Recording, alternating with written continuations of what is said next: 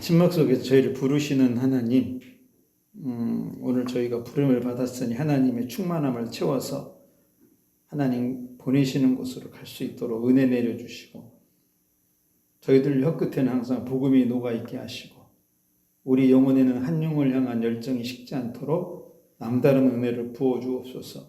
오늘도 귀한 사자 목사님들을 축복해 주시고, 섬기는 교회가 이 시대에 하나님을 향한 신호등이 되도록 기름 부으시고, 교회 성도들 모두 회복되고 축복되며 아버지의 거룩을 마음에 품을 수 있도록 성도들 가정과 일터와 사업장에 남다른 복도 함께 주옵소서. 오늘도 이 짧은 시간 요긴하게 하시고, 무엇보다도 종의 혀에 성령 부으셔서 성령님 말하게 하심을 따라 말하도록 도와주시기를 예수님의 이름으로 간절히 기도하옵나이다. 아멘. 자, 오늘은 이제 스텝 믿음학교 2 스텝 4번 2과 치료의 응답 시간입니다. 사람의 육체는 누구나 병들거나 늙게 돼 있어요. 그것은 왜 그러냐면 인간은 이 아담이 넘겨준 죄로 인하여 몸은 노쇠해지고 병들거나 늙어서 죽게 만들어졌습니다. 그런데 성경에는 이렇게 인간이 죽을 병에 걸려도 하나님이 치료해 준 내용들이 많이 등장을 해요. 그러니까 오늘 저희들이 훈련받고자 하는 것은 이 기도를 통해서 병을 고친 그 치료의 응답입니다. 치료의 응답하고 회복의 응답하고 좀 차이가 있다고 그랬어요. 치료의 응답은 말 그대로 육신의 질병이나 이런 것이 고쳐지는 걸 치료 응답이고, 회복의 응답은 전인적으로 환경적인 거 이런 거 다 포함됩니다. 자, 사람은 시작될 때부터 이 아담이 넘겨준 죄와 하와 악이 오타가 났네요. 또 하와가 남긴 악을 가지고 태어납니다. 그 죄악의 결과 중 하나가 몸이 병드는 거예요. 그리고 육체는 늙는 거고 결국에는 죽는 겁니다. 이거 아담과 하와가 넘겨준 거예요, 모든 인간에게. 그래서 이 아담이 넘겨준 이 죽은 영혼은 소생해야 됩니다. 다시 살아나야 돼요. 그리고 이 죽은 영혼이 하는 악한 일도 치료돼야 됩니다. 이 죽은 영혼이 행하는 악의 종류를 성경에서는 1만 가지라고 말하고 있습니다. 아마 더 되면 더 되지 덜 되지는 않을 거예요. 적지는 않을 거예요. 왜 그러냐면 사람이 태어날 때마다 그 사람을 통해서 새로운 죄와 악이 한 가지씩 새롭게 세상에 드러나기 때문에 그렇습니다. 그래서 세상은 갈수록 악해지는 이유가 아주 태어나는 그 인간 속에서 나오는 그 새로운 악들, 아무도 생각하지 못하는 형사들이 그런 얘기 한대요. 이게 살인자들이 없어질 줄 알았는데 살인이 가면 갈수록 우리가 쫓아가지 못할 만큼 교묘해진다고. 그만큼 인간은 이 악을 창조해주는 탁월한 기능을 갖고 있다는 겁니다. 그래서 인간은 이 땅에 사는 동안 이거 반드시 해결해야 되거든요. 왜냐? 치료되지 않으면 이 원인 때문에 천국에 가지 못해요. 천국에 가지 못하니까 지옥을 가는 것입니다. 그리고 이 사람은 영과 혼과 육으로 되어 있다고 그러는데, 그렇다고 우리가 이걸 신학적으로 접근해가지고 영혼과 육체로 보는 이분론이라든지 영과 혼과 육체로 보는 삼분론으로 이제 접근하지 않아야 돼요. 저희들은 이런 어떤 신학적 노선이나 성경학적 근거를 가르치는 것이 아니라 믿음의 모습, 그래서 변화와 축복을 이끌기 위한 이 훈련을 하기 때문에 이런 어떤 학문적 단어나 여기에 이제 머무르지 않습니다. 왜냐? 이런 것은 사실 신앙에 그렇게 도움이 되지 않아요. 그런데도 여기 막 꽂혀 있는 사람들이 종종 있습니다. 이거 믿음 성장에도 이렇다 할 조건이 아닙니다. 이런 것들은. 이건 학자들이 성경을 깨달은 자들, 학자들이 학문적으로 정의만 했을 뿐이에요. 그래서 이런 성경학적 깨달음은 사실 지식은 좀 줍니다. 이걸 배우면 그런 거 있어, 그런 거 있어. 그런데 영적 환경은 넓어지게 하지 못해요. 포괄적으로 넓게 봐야 되는데 딱 거기에 꽂힌다는 겁니다. 이단의 특징이 그러잖아요. 딱 한 곳에 꽂혀 있어요. 요한계시록 14만 4천이든지 이런 곳. 그거 바람직한 거 아닙니다. 자, 이런 고민은 그래서 신학자들에게 맡겨야죠. 우리는 내 영혼의 변화 그리고 축복을 위해서 나가야 됩니다. 그러니까 각종 논을 통해 얻은 깨달음은 사람 영혼을 변화에 이르게 하는데 많은 도움이 없어요. 그러니까 우리는 어떤 믿음으로 살아야지 하나님께 영광된 삶을 살까, 이거를 고민해야 됩니다. 어떻게 하면 성령으로 충만할까? 뭐 이런 거. 어떻게 하면 한 영혼을 구원에 이르게 할까? 어떻게 하면 내가 섬기는 교회를 하나님 디자인하신 교회를 세울까? 교회도요, 사람이 개척한다고 그거 교회가 아니고요. 하나님이 디자인하신 교회를 세워야지 교회가 되는 거예요. 그것은 성경에다 근거가 되어 있습니다. 근데 요즘에는 각자 소견에 옳은 대로 행하는 세대가 돼가지고 교회 형태를 참 이상하게 만드는 경우들이 종종 있어요. 그러나 교회 형태는 사도행전이 가르쳐준 그 형태대로만 가면 됩니다. 어떻게 하든지 간에 그걸 하나님이 디자인하신 교회라고 그래요. 자, 어떤 치료의 복을 받아 나에게 행하신 이 하나님을 사람들에게 말할까? 이런 고민을 좀 해야 된다는 거죠, 사람들이. 왜? 이런 사람은 위로부터 다시 태어난 거듭난 사람이라고 우리들은 표현을 해요. 성경도 이렇게 말하고 있어요. 데살로니가전서 5장 23절에 평강의 하나님이 친히 너희로 온전히 거룩하게 하시고 너희의 온 영과 혼과 몸이, 그 앞에다 온자가 빠졌어요. 온 영과 온 혼과 온 몸이 우리 주 예수 그리스도께서 강림하실 때 흠없게 보존되길 원한다. 그러니까 이거 하나님이 이걸 원하고 계신다는 거죠. 하나님이 원하시면은 당연히 예수 믿는 사람들은 하나님이 원하는 일을 반드시 이루어야 돼요. 이 흠없게 보존되게 하는 이것을 내가 해야 될 일이라는 겁니다. 이거는 기도만 한다고 보존되는 게 아니에요. 뭐 성경을 읽는다고만 되는 것도 아니고 심지어 신학교를 간다고 이게 되는 게 아닙니다. 은사 받아서 해결되는 것이 아니고 믿음의 삶으로만 되어집니다. 삶으로. 내 영과 혼과 몸이 흠없이 티가 생기지 않을 때까지 만들어가는 건 믿음의 삶이 되는 거죠. 그래서 이 모든 사람들은 스스로 깨어 있어야 돼요. 자기의 영과 혼과 몸을 지키는 그 삶으로. 자, 이 온 영은 하나님이 사람을 창조하시고 그 코에 생기를 불어넣으실 때 나타난 생명을 말합니다. 지금부터 나오는 건 저의 그 신앙적 관점이고 개념이에요. 이건 제가 어떤 책에서 본 것도 아니고 그냥 성경을 읽다 혼자 깨달은 거기 때문에 신학적으로 약간 다를 수도 있습니다. 그러면 쓰지 마세요. 근데 제가 볼 때 이 영은 하나님이 사람을 처음에 창조하시고 코에 생기를 훅 불어넣으니까 생명이 되었다고 말하는데 이 생명이란 뭘까? 하나님의 영원한 생명을 가진 존재라는 것이죠. 그래서 생명이 된 영은 영원한 거라는 겁니다. 영원히 살 수 있는 존재가 된 거죠. 그 영으로 최초로 생명된 인간이 아담인 거예요. 굉장히 행복한 일이죠. 축복되고 영원한 사람이 되었으니까. 그리고 그 사람의 불어넣으신 생기, 훅한 그 안 보이지만 공기 같은 그거, 이건 하나님의 기운으로서 사람의 정신이기도 하다 이겁니다. 그러니까 하나님의 생각, 하나님의 계획, 하나님의 이미지, 하나님의 모든 능력이 있는 그 정신이 그 인간의 몸으로 들어갔다는 거예요. 그래서 그 능력은 모든 생물을 하나님이 아담에게 모든 생물을 끌고 왔어요. 끌고 왔는데 아담이 그 생물의 이름을 부를 때 그 능력이 나타나죠. 하나님의 이미지가. 그날 아담이 부른 이름이요. 그 생물들의 각각의 이름이 됩니다. 놀라운 건요. 반복되지 않아요. 왜 그럴까? 하나님의 능력과 지혜가 정신에 녹아있기 때문에 그러니까 아담은 코끼리라는 이미지를 보고 개미라고 말하지 않았다는 겁니다. 이 참 축복된 걸 아담이 하나님께 받은 거죠. 그래서 아담으로 태어난 모든 인간의 정신 속에는요, 이런 놀라운 이미지가 들어있습니다. 모든 인간에게. 그 놀라운 정신이 지금 우리가 살고 있는 이 세계를 이렇게 발전시킨 거거든요. 휴대폰, 하나님이 아담의 코에 생기를 불어넣었을 때 이 이미지가 누군가에 있었다는 거예요. 지금 이 시대에 이제 나타난 거죠. 자동차, 지금 이 시대에 나타난 거죠. 건축법, 이 시대에 나타난 거죠. 다 이것이 어디서 나왔느냐? 하나님이 아담에게 생기를 불어넣을 때 갖고 온 이미지, 계획, 그런 거였다 이것입니다. 자, 문제는 악한 사람이 이 정신으로 악한 일을 하기 때문에 이 세상이 살기 어려워지는 거거든요. 죄인인 사람이 이 정신으로 죄를 계속 개발해내니까 세상이 흉악해지는 겁니다. 신기하게 교도소에 들어가면 사람이 개화가 돼서 나와야 되는데 새로운 범죄법을 터득해서 나온대요. 그거 들어가서 새로운 걸 배우니까. 자, 그래서 인간은 이 정신을 치료받아야 돼요. 정신과 상담 받는 게 아닙니다.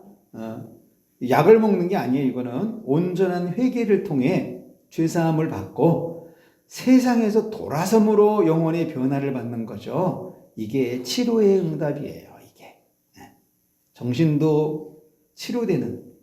그리고 몸은 말 그대로 인간의 육체를 말하는데, 아까는 영이 나왔고 지금은 혼이 나왔고 지금은 이제 육체가 나오는데, 하나님은 이 몸도 영원히 살게 하시려고 아담에게 생명나무 실과를 먹게 했어요. 그런데 아담은 이 실과보다 하나님이 먹지 말라는 나무의 실과를 먹죠. 열매를. 그때 아담은 나무 열매만 삼킨 게 아닙니다. 죄라는 사망도 먹게 되는 거죠. 그래서 온 세상에 이제 사망이 들어오는, 하나님이 이때 제일 먼저 하신 일이 뭘까? 생명나무 실과를 따먹지 못하게 하려고 불을 보내가지고 그 생명나무 실과 입구를 막아요. 그 왜 그러냐면, 죄를 지은 인간이 영원히 살게 되면 이건 최악입니다. 최악. 그러니까 아담이 이미 하나님의 선악과를 먹고 사망이 들어왔는데, 그 사망에 있는 사람이 죽지도 않고 영원히 살으면 도대체 어떻게 되느냐? 그래서 영원히 살지 못하도록, 육체가 영원히 살지 못하도록 생명나무의 실과를 못 따먹게 막았다 이겁니다. 생명나무의 실과를 먹지 못함으로 아담의 몸은 결국 쇠진해서 죽게 되죠. 한 900 몇 살까지 살아요. 성경은 죄로 인해 망해버린 이 영과 혼과 몸이 예수님 재림하실 때 온전하게 있기를 원한다고 좀 성경은 말합니다. 온전하게. 그러니까 아담이 선악과를 먹을 때 하나님의 생명된 영은 죽었어요. 그래서 영생이 없는 죽은 영이 된 것이고, 더 이상 하나님의 생명과는 관계없는 죽은 영이 된 거죠. 그래서 육체가 힘을 다하고 목숨이 끊어지면 죽어있는 영이 있는 곳으로 보내지는 거예요. 이것을 사망이라고도 하고 지옥이라고도 합니다.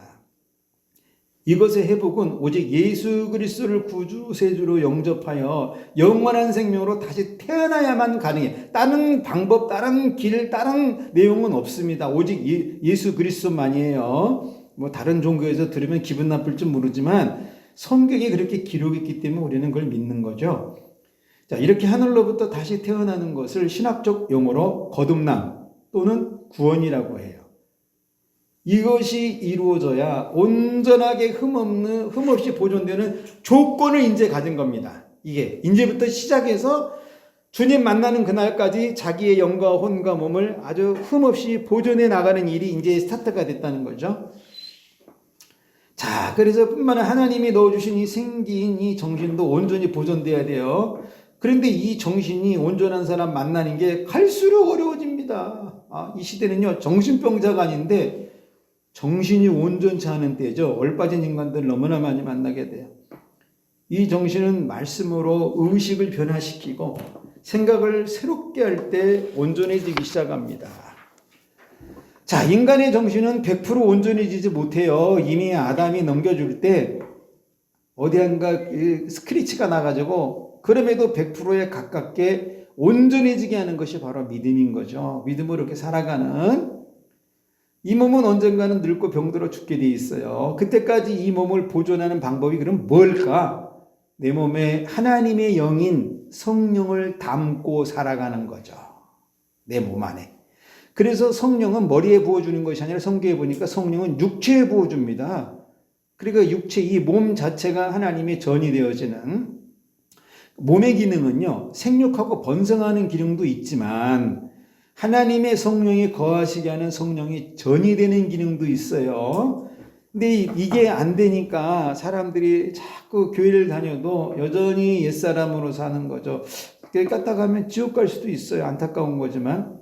자, 이 영과 혼과 몸을 온전히 보존되게 하는 방법 첫째가 바로 기도하는 삶입니다. 그래서 신자는요, 일생 자체가 기도 일생이에요. 기도 일생. 그러니까 신자는 기도할 책임 있는 사람이죠.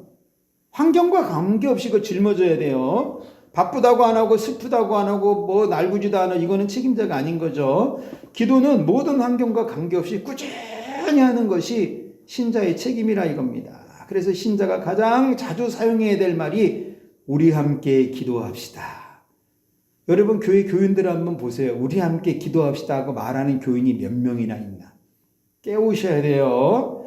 인사가 집사님 우리 함께 기도해요. 얼마나 아름다운 인사예요. 이런 귀한 인사가 있는데도 불구하고 집사님 어저께 TV 드라마 봤어? 아, 이거 바람직하지 않죠. 그건 세상에 가서 할 수 있는 거고, 적어도 주일 예배 후에는 집사님 우리 함께 기도합시다. 목사님을 위해서, 교회를 위해서, 나라를 위해서 우리 함께 기도합시다. 얼마나 매력적이에요. 응?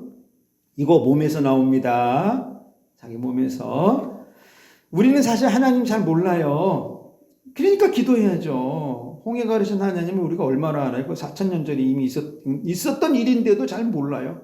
뭐 광야에 길을 냈다. 잘 몰라요. 만나를 40년 먹였다. 잘 몰라요. 그냥 성경에 써 있을 뿐이죠. 그래서 기도해야 합니다. 기도의 이 결과보다 지금 하나님께 간구하는 그 모습과 과정이 제일 중요하기 때문에 기도해야 된다는 거죠. 집중하면서 하나님을 더 가깝게 다가서 가지고 생각하면서, 그러면 기적이 일어나요. 오늘도 일어나고 내일도 나타나요.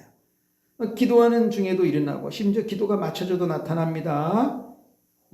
그 기적은요, 기도하는 자에게 이미 일어나기로 준비되어 있는 겁니다. 그건 일어나기로 하나님이 준비해 놨어요. 기도하는 자에게 허락하려고. 이 기도만이 하나님을 움직일 수 있는 도구고 최고의 치료제죠. 자, 그래서 우리는 하나님을 좀 더 믿고 따르며 기도해야 된다. 참 많은 사람이 교회를 다니는데 신기하게 예수님은 잘 모르는 현상이 요새는 너무 많이 벌어지고 있죠. 이거 우리 한 번쯤은 교회 안에서 조금 스톱해서 이거를 정확하게 짚고 넘어가야 될 때가 지금 도래된 것 같아요. 교회를 나오는데 예수는 모른다. 이거 좀 여지껏 설렁설렁 다 넘어갔거든요.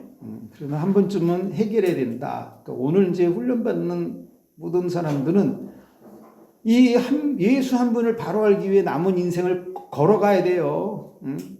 예수 한 번 바르게 알고 믿기 시작하면 어떻게 돼요? 세상 모든 것이 주변이 정리가 됩니다. 예수님을 바르게 알지 않으니까 세상 것에 빠지는 것이거든요. 심지어 자기 자신의 껍질 안에 갇혀가지고 나오지도 못하는 사람 겁나게 많습니다. 그러니까 그런 사람에게는 아무리 귀한 말씀, 능력의 말씀, 예수님이 와서 마음을 두드려도 껍질 속에 그대로 있어요. 뭐 지옥 가려고 작정했는데 어떡하겠습니까? 방법이 없어요. 본인이 깨고 나오지 않는 이상은 안 됩니다. 자, 오늘 성경에 등장한 치료응답의 주인공은 히스기야인데 2절에 이런 말씀을 기록했어요. 히스기야가 낯을 벽으로 향하고 여호와께 기도했다. 히스기야는 스스로 기도할 수 없는 처지에 있는 사람이죠. 왜냐하면 앞으로 나갈 수도 없고 모든 곳이 막혀 있어요. 할 수 있는 처지가 아닙니다, 지금 상황이. 근데 이 사람이 갖고 있는 신분이 뭐죠? 왕이에요, 왕.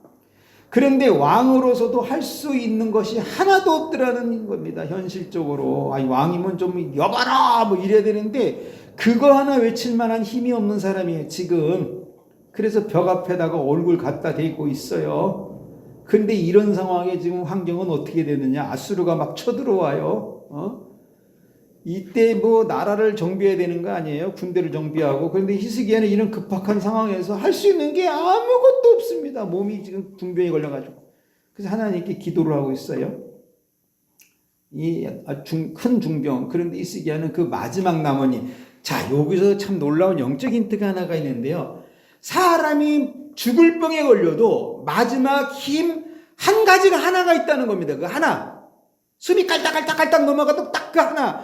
그 하나를, 그 남은 힘 하나를 하나님을 향하여 사용하라 이겁니다. 왜? 이게 기도이기 때문에. 이거 좀처럼 하지 않은데 히스기야가 그걸 했어요. 마지막 남은 힘 그 한 조각을 하나님을 향했다. 그것도 부르짖어서 했어요. 마지막 남은 아주 작은 힘 한 조각을. 이 히스기야는 왕임에도 불구하고 성전을 향하여 나갈 수가 없습니다. 왜? 큰 중병에 걸렸기 때문에 성전에 갈 수가 없어요. 간다 해도 히스기야는 성전에 올라갈 힘도 없습니다. 그래서 히스기야는 그냥 벽을 향해서 그냥 하나님 임하고 있어요. 성전에 들어갈 수는 없지만 얼굴만이라도 하나님을 향하고 있다는 거죠. 이게 진실된 기도의 모습이라 이겁니다. 하나님은 이런 사람은요, 기도 안 해도 마음이라도 받고 역사합니다. 그리고 이 히스기야 기도 내용을 보니까 3절에 뭐라고 기도했냐면 하나님 내가 진실과 전심으로 주 앞에 행했습니다. 히스기야는 자기가 살아온 삶을 하나님께 그렇게 고백했어요. 나는 하나님 앞에 진실과 전심으로 행했다고. 이거 기도의 정수예요, 정수. 최고 높은 뭉울이죠. 하나님 앞에 삶이 전부 다 진실과 전심이었다는 거. 이런 거야말로 우리 영혼을 툭툭툭툭 건드리는 거죠. 말과 마음이 정결한 진실과 전심. 히스기야는 자신의 인생에 깨끗한 삶이 있었다고 자신 있게 말해요. 이 사람 권세도 있고 권력도 있거든요. 주변에 황금도 많고 여자도 수없이 많습니다. 그런데 그는 하나님 앞에 진실과 전심으로 살았다는 거죠. 하나님이 기억할 만한 삶이 있다는 겁니다. 가장 귀한 삶은 하나님 보시기에 기억할 만한 삶이 있다는 거예요. 자기를 말하면서. 그러니 이런 기도는 치료를 가지고 올 수밖에 없는 응답의 기도죠. 그리고 하나님 응답해요. 그 응답이 바로 치료 응답이거든요. 그래서 이제 하나님이 너는 돌아가서 이사야한테 말한 거지만 내 백성이 주권자 히스기야에게 말해라. 다윗의 하나님 여호와의 말씀이 내가 내 기도를 들었고 내 눈물을 보았노라. 하나님은 이토록 진실과 전심의 삶이 있는 자의 기도는 반드시 들으십니다. 그리고 거기에 딱 맞는 응답을 보내시는데 그 히스기야는 주야 내가 진실과 전심입니다. 요거만 했는데 하나님 마음에 쏙 들었는지 기도 응답을 5가지를 보내요. 참 축복인 것 같습니다. 우리는 기도하면 한 가지 내용을 해결해 달라고 매달리는데 이 사람은 그냥 나의 진심과 전심을 아시옵소서 딱 한마디만 했거든요. 그런데 5가지 응답인데 첫 번째는 내가 너를 낫게 한다. 히스기야는 죽을 병이 걸린 사람이에요. 내일 모레 죽는다 그랬으니까. 아무도 그의 병을 치료해 줄 수가 없어요. 선지자도 치료 못 해줘. 그런데 그 병을 하나님이 낫게 해주셨어요. 몸에 있는 병에 대한 치료의 응답을 받은 거죠. 치료의 응답. 2번째로 받은 응답은 성전에 들어가는 응답입니다. 히스기야는 병 때문에 왕이라 할지라도 성전에 들어갈 수가 없어요. 성전에 병 있는 사람 못 들어가니까. 그런데 하나님은 히스기야에게 3일 만에 성전에 들어가게 한다고 말합니다. 영원 치료의 응답입니다. 성전에 들어가게 되는 응답. 그러니까 사람이 아무리 진실과 전심으로 깨끗하게 살아도 병이 생기면 성전은 못 들어가요. 그런데 하나님은 그의 진실과 전심을 기억하시고 성전으로 오게 했죠. 히스기야의 기도응답은 성전에 오는 거. 그러니까 우리는 교회 나와서 예배를 드리는 것이 하나님의 응답이라는 것 자체를 믿어야 돼. 이거 굉장히 좀 중요하다고 봅니다. 내가 주일날 오늘 교회 나왔다? 하나님이 응답 주신 거예요, 그 사람한테. 무슨 응답인지 모르지만 성전에 들어갈 수 없는 자가 성전에 들어가는 치료의 응답. 우리가 또 이것도 기억해야 됩니다. 야, 저 사람은 왜 교회에 안 나오는 것일까? 이런 궁금증이 생길 때 있잖아요. 그거요. 하나님이 보실 때 그 사람에게 냄새가 나기 때문에 교회에 나오지 못하게 하는 거예요. 교회도 하나님이 나오게 해야 나올 수 있는 곳입니다. 내가 간다고 푹푹 오는 게 아니라는 거죠. 자, 그리고 3번째 응답은 뭐냐? 너 앞으로 15년 더 산다는 거예요. 와. 내 날이 15년 더 할 것이요. 히스기야는 병이 치료될 뿐 아니라 건강한 몸으로 15년을 더 살 수 있는 생명 연장의 응답을 받습니다. 이런 거 하나가 기도 응답으로 된다는 게 너무나 대단한 것 같아요.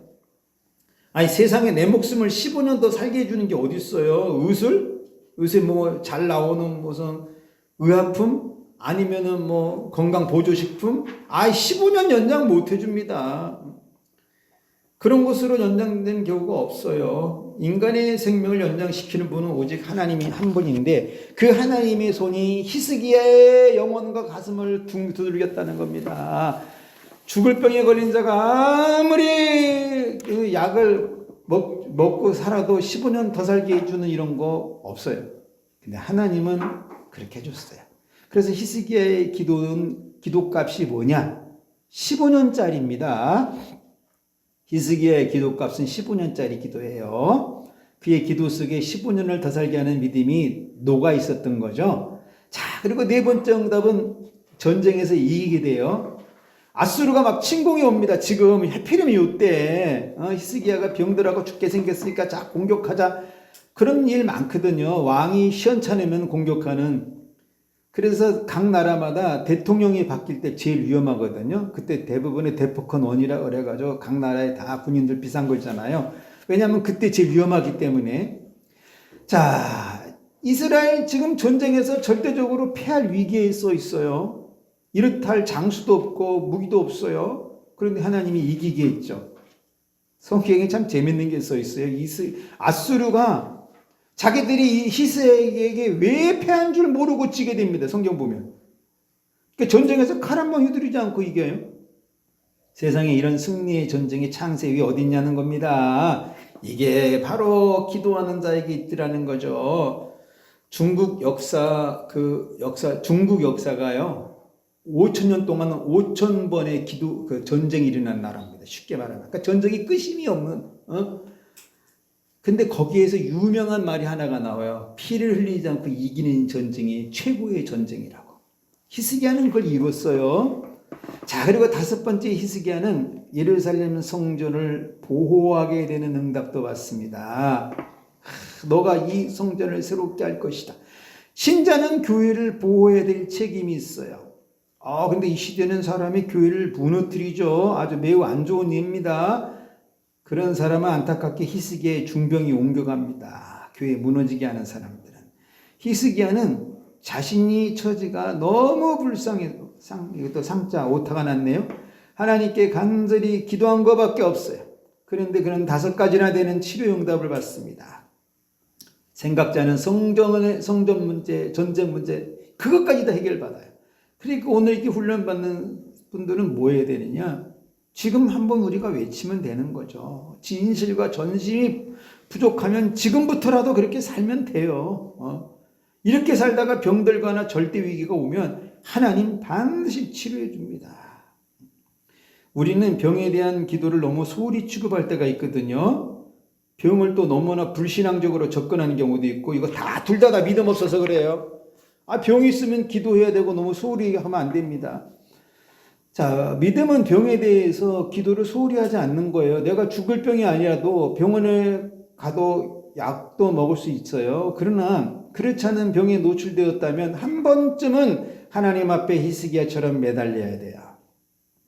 교회를 향한 진실과 전심, 사람에 대한 진실과 전심, 하나님에 대한 진실과 전심, 요거를 외치면서 기도할 필요가 있는 거죠. 히스기야를 고치신 하나님은 지금 나를 고칠 수 있습니다. 우리 하나님이 뭘 못하겠어요? 하나님의 능력을 철저히 구하면 우리 하나님 분명히 역사하시거든요. 그래서 나에게 영광될 기회를 더 주시려고 하는 거니까 우리는 이 병 다 고쳐야 돼요. 정신적인 병도 고치고 신앙적인 병도 고치고. 하나님은요 건강한 자에게 일을 맡깁니다. 히스기야에게 병들어서 일 안 맡겼어요. 공교롭게 히스기야가 건강하고 나서 지가 건강한지 안 건강한지 시험했잖아요. 그때 태어난 아이가 베냐민이거든요. 어찌 보면은 안 낳았어야 되죠. 왜냐하면 베냐민이가 나라를 말아먹으니까. 참 이게 아이러니합니다. 아이러니해. 하나님이 주신 건강을 조금 더 하나님을 향해서 써야 되는데 우리 주변에 그런 사람 종종 있잖아요. 돈을 주면은 사람이 이상해지는 베냐민을 탄생시키는 거죠. 안타까운 거예요. 자, 우리 함께 읽기 보겠습니다. 마태복음 4장 23절 우리 같이 읽어볼게요. 예수께서 온 갈릴리를 두루 다니사 그들의 당에서 가르치시며 천국 복음을 전파하시며 모든 병과 모든 악한 것을 고치시니 아멘. 예수 믿으면 돼요. 자, 다음에 우리 관점을 한번 보겠습니다. 관점은 이번 주일 그 본문이고요. 사무엘상 16장 6절로 11절. 6절에 보니까 그들이 오매 사무엘이 엘리압을 보고 마음에 이르기를 여호와의 기름 부으실 자가 과연 주님 앞에 있도다 했어요. 사람이 올 때는 그 사람의 과거의 삶도 같이 옵니다. 그러니까 교회에 나올 때 사람들 보면 그 사람들의 과거도 따라 나오잖아요. 그거를 속히 본인들이 기도 가운데 해결해 줘야 되는데 그게 해결이 안 되면 반드시 그 과거의 전적과 전력이 교회를 힘들게 합니다. 하나님 앞에 예배하러 올 때 한 주간의 삶도 따라와요. 그래서 교회는 예배 드리기 전에 회개의 시간을 갖는 겁니다. 한 주간 삶 속에 영혼에 묻은 먼지를 가지고는 하나님을 예배할 수 없기에 사무엘이 이새의 아들들을 부르죠. 모두가 기대하고 옵니다. 7명이 쫙 기대하고 와요. 이처럼 하나님 앞에 나올 때는 기대심이 있어야 돼요. 오늘 하나님이 나에게 무엇을 줄까? 자, 이 7 아들이 그런데 결과가 다른 것에 조금 놀라죠. 하나님의 결정은 그날 보고 하시지 않아요. 사람의 삶을 보시고 결정하십니다. 그래서 믿음은 삶이에요.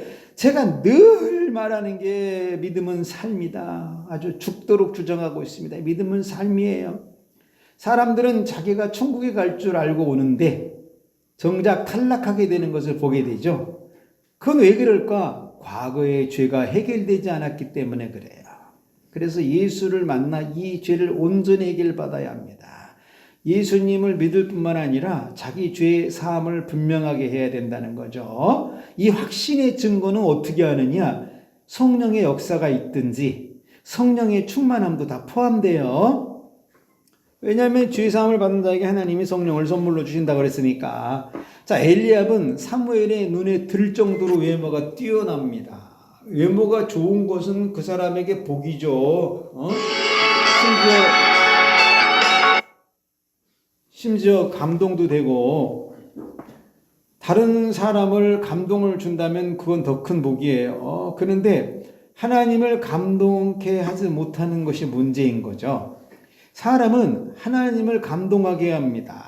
그래서 믿음은 하나님을 감동케 하는 거예요.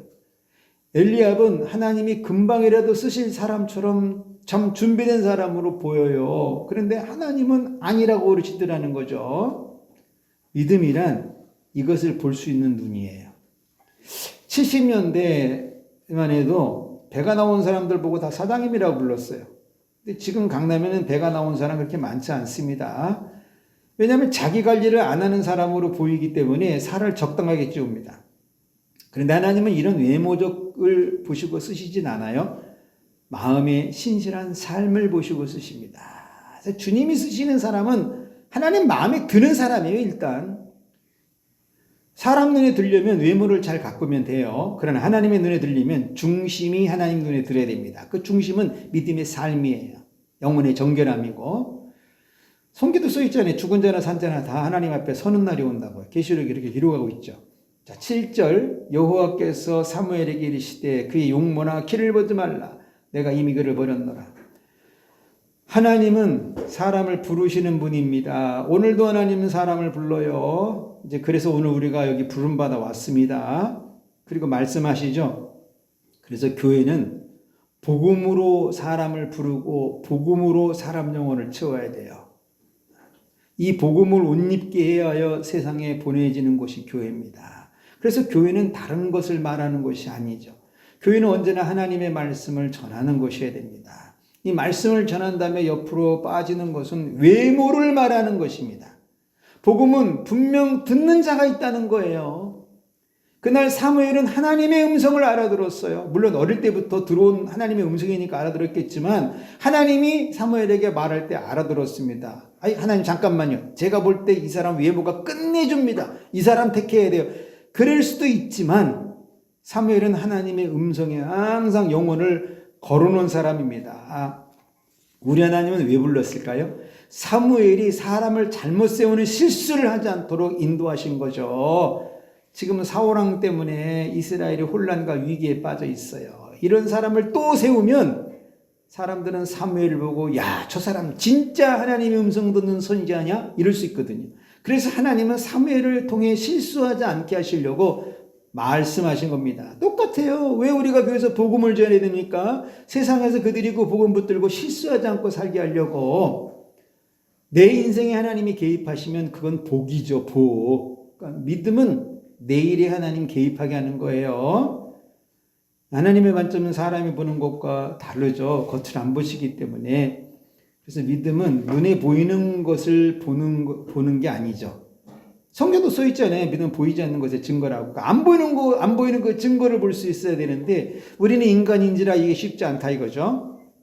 하나님은 엘리압을 이미 버렸다예요. 벌써 버린 거죠. 전부터 보셨는데 벌써 버렸어요. 그러니까 전부터 하나님 마음에 안 든 거죠. 그러니까 우리 하나님은 전에서부터 나를 보고 계신다 이겁니다. 그 당시 그 동네 모든 사람들이 이새의 장자 엘리압을 보고 부러워했어요. 너무 훌륭하다고, 키도 크고. 그런데 왜 하나님은 왜 이런 사람을 거절했을까? 단순해요. 마음 깊은 곳에 영혼의 삶을 보신 거죠. 인간의 본능은 사람 애보는 거예요. 그러니까 하나님은 그러나 사람을 세울 때 예물을 보고 세우지 않는다. 자, 8절 이새가 아비나답을 불러 사무엘 앞을 지나가게 하며 사무엘이 이르되 이도 여호와께서 택하지 아니했다. 자, 엘리압이 나갈 때 아비나답이 들어와요. 참 그 짧음의 스침. 그들은 서로 얼굴을 살짝 보면서 지나죠. 그런데 엘리압의 얼굴이 몹시 일그러져 있어요, 지금. 이게 주일날 예배드리고 돌아갈 때 이런 얼굴을 한다면 그 사람은 하나님이 버릴 수 있는 사람, 버려진 사람일 수도 있어요. 아니 예배를 드리고 돌아가는데 왜 찡그려요? 찡그리고 예배드리러 왔다 할지라도 돌아갈 때는 기쁨 충만히 돌아가는 게 예배입니다.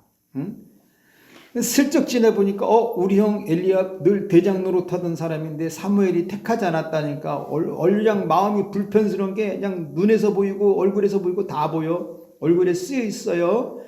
얼굴 표정은 하나님의 응답의 표정입니다. 엘리압은 그때 자신을 돌아보려 하지 않았어요. 그날 엘리압이 하나님 앞에 회개하고 자신의 마음을 고쳤다면 훗날 그는 이스라엘의 군대 장관이 됐을 거예요. 뭐가 돼도 됐겠죠. 자기 동생이 왕이 돼가지고. 그런데 아무것도 안 돼. 하나님은 공평하십니다. 모든 인간에게 똑같이 기회를 주세요. 그런데 그럴 땐 내 마음이 그 공평함을 버릴 뿐이죠. 이새는 그래서 두 번째 아비나답을 지나가게 했는데 그냥 세워놓지 않고 지나가게 했어요. 잠깐 스치는 순간에 한 인간의 인생이 결정나요. 와, 이거 대단한 겁니다. 우리도 하나님 앞에 설 때 바로 이런 느낌이겠죠. 스쳐 지나가는 그 잠깐. 하나님 앞에 스쳐 지나가는 나의 모든 것이 결정되는 그 순간. 우리는 이 스쳐 지나가는 이 한순간을 위해서 인생 전부를 사는 겁니다. 그것도 신실하게, 바르게. 믿음은 그래서 삶이에요. 하나님이 버리지 않는 삶이고 주의 종이 거절하지 않는 삶입니다. 사무엘은 아비나답에게 아무 말도 하지 않죠. 해줄 말이 없어요. 안타깝습니다. 해줄 말이 없는 사람. 우리는 하나님이 나에게 해줄 말이 있는 삶을 살아야 한다는 거죠. 그것이 믿음의 삶이기 때문에. 사무엘은 외모가 어떠한지, 그의 상태가 어떠한지 아무 말도 안 해줘요. 오직 하나님의 음성만 귀 기울이는 거죠. 이게 진짜 탁월한 믿음입니다. 흔들림이 없이 하나님에게 귀 기울이고 있는 거. 하나님 사인을 기다리는 거. 하나님의 침묵은요, 내가 거절당한 거예요, 사실. 아비나답의 마음에는 하나님이 택하지 않은 그 무엇이 있습니다. 하나님만 아는, 분명 하나님 보시기에 마음에 들지 않는 것을 가지고 있는 거죠. 그러니까 믿음은 뭐예요? 결단 내는 거죠, 이거. 태우든지, 하나님 마음에 안 드는 거 부수든지, 하나님의 마음에 안 드는 거 버리든지, 하나님의 마음에 안 드는 거 깨트리든지, 그래서 새롭게 변화가 되어져야 된다는 겁니다. 9절. 이새가 산마로 지나가게 하며 사무엘이 이르되 이도 여호와께서 택하지 아니했다. 셋째 산마도 사무엘 앞을 지나가요. 그 짧은 시간 산마도 수많은 생각을 하죠. 지난 과거도 돌아보고 이미 했던 말들도 돌아보고 양을 치다가 했던 행동도 돌아보고, 그런데 변화를 택하지 않아요. 그 삶은 하나님 마음에 들만한 행동과 말이 없었다는 거죠. 인생은 그 한 번의 지나감을 위해서 평생을 사는 건데, 그래 잘 살아야 돼요. 바르게 살아야 되고. 근데 이거 믿음 없으면 불가능합니다. 사무엘은 이새에게만 말을 해요. 이도 택하지 않았다고 조용히. 왜 그럴까? 사무엘은 그의 아들들의 자존심을 그래도 지켜주는 거죠. 대놓고 했으면 얼마나 자존심 상하겠어요. 너 택하지 않았어. 시험 들겠죠. 그래서 인생의 가장 큰 축복은요, 하나님께 택함 받는 겁니다. 세상에서도 윗사람에게 택함 받는 게 은혜잖아요. 인생을 살다 보면 거절당하기도 하는데, 그러나 하나님에게만 거절당하지 않으면 돼요. 하나님의 거절은 다시 기회가 없기 때문입니다. 사람에게 거절은요, 다시 노력하면 이루어지기도 해요. 그러나 하나님의 거절은 한 번 거절당하면 돌이킬 수가 없습니다. 그래서 믿음은 하나님의 늘게 사는 거예요. 그냥 믿음으로 살면 돼요. 뭐 기도 못해도 되고 헌금 못해도 상관없어요. 그냥 하나님의 눈에 들게 살면 됩니다. 그게 믿음이기 때문에 셋째도 그냥 지나가죠. 하나님은 산마도 택하지 않으셨기 때문에. 그 산마도 중심에 무언가 문제가 있는 거예요. 지금 하나님은 너무나 세밀하게 보시는 거죠. 우리 하나님 보면 기도 많이 한다고 택하는 게 아니더라고요. 믿음이 있어서 택하는 것도 아니고 중심이 하나님 마음에 들어야지, 삶이 마음에 들어야지 하나님이 필요할 때 택하더라는 겁니다. 이새가 그의 아들 7을 다 사무엘 앞으로 지나가게 하나 사무엘이 이새에게 이르되 여호와께서 이들을 택하지 아니하였다. 이새가 7 아들이 다 지나가는 거 합니다. 이때 이새의 마음은 어땠냐는 거예요. 사람이 한 번도 아니고 7번씩 거절당하는 걸 보면요, 마음이 어떨까? 이새 나름대로 생각하겠죠. 내가 자녀들을 믿음 안에서 키운 것이 아닌 것을 깨닫겠죠. 하나님 백성이라고는 말을 하지만 하나님 안에서 하나님을 향하게 키우자는 것을 이새는 알게 됩니다. 자식은 하나님을 향하게 키워야 되고 양육해야 되는데 하나님을 향하게 키우지 못한 것을 깨닫게 된 거죠. 이새 자식을 잘못 키웠구나 하는 생각을 가져요. 자신이 볼 때는 다들 착한 아들이에요. 다들 착한 아들, 말 잘 듣는 아들로 생각했는데 하나님이 보실 때는 전혀 그렇지 않은 것을 보게 되죠. 그래서 이새는 마음이 무거워져요. 어떻게 7명씩이나 하나님께 거절당할 수 있을까? 이거 동네에 금방 소문납니다. 처음엔 이새는 아들이 8명이라고 사람들에게 복받은 자라는 말도 많이 듣고 살아왔어요. 그런데 그 아들들이 하나님께 전부 거절당하는 걸 보면서 자식 많다고 꼭 좋은 것만 아닌 걸 깨달은 거죠. 하나님 보시기에 마음에 들지 않는 것은 사실입니다. 지금 7명이. 이새는 자신의 삶도 한번 돌아보는 거죠. 내가 자식을 잘못 키웠구나. 하나님 앞에 서게 만들어야 되는데 근데 이것도 사람의 뜻으로 되지 않습니다. 별자식이 다 생기기 때문에 가인과 아벨 보면 명확하잖아요. 형의 동생 죽이는. 형제간도 서로 죽이는 일이 벌어져요. 그럼에도 자식은 하나님 안에서 양육해야 한다는 것입니다. 하나님을 향하게 키워야 된다는 거예요. 하나님 앞에 서 있게 키워야 된다는 거죠. 중심의 마음에 삶이 있게 키워야 된다는 거죠. 또 사무엘이 이새에게 말했어요. 아들들 이거 다냐? 그러니까 이새가 하는 말이 하나 더 있습니다. 그러면 걔 올 때까지 난 밥 먹지 않겠다. 사무엘이 물어봤어요. 그 사무엘도 순간에 무슨 갈등을 하지 않았나 싶어요. 내가 다른 집으로 다시 가야 되나? 이새의 집에 하나님이 버렸다는데 다른 집으로 가야 되나? 그런데요, 사무엘이 왜 선지자냐? 그런 쓰잘데기 없는 생각하지 않습니다. 그래서 이새에게 물어보는 거예요. 아들 다냐? 그러니까 아닙니다. 하나가 더 있습니다. 그래서 그 아들 어디 있느냐? 이게 선지자의 믿음이죠. 하나 어디 있느냐? 그 하나 어디 있느냐? 하나님의 일은 반드시 이루는 것입니다. 하나님의 일을. 선지자는요, 자기 뜻을 이루는 사람이 아니에요. 7 아들이 거절당할 때 여기 아닌가벼 하고 사무엘이 다른 곳에 갔다면 무슨 일이 벌어지죠? 이 땅에 다윗 왕은 등장하지 못합니다. 그래서 주의 종은 하나님의 뜻을 이루는 사람이 되어야 되는 거예요.